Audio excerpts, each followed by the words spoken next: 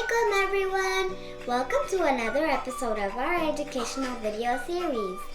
In today's fun science experiment, we will be making a tornado in a bottle. To perform this experiment at home, you would need 2 bottles, plastic bottles, a bottle connector,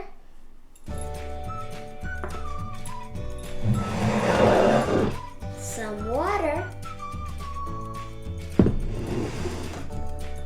To make this experiment more fun, I will use some food color as well as glitter.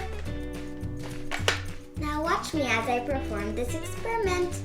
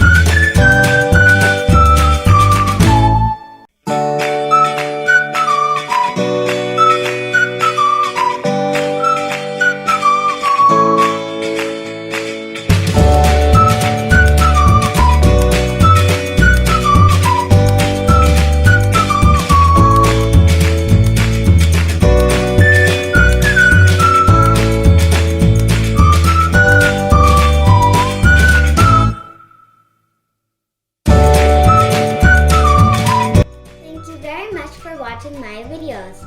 Give this experiment a try at home and let me know how your experiment goes down in the comment section below. I'll see you in my next episode. Bye bye. Assalamualaikum.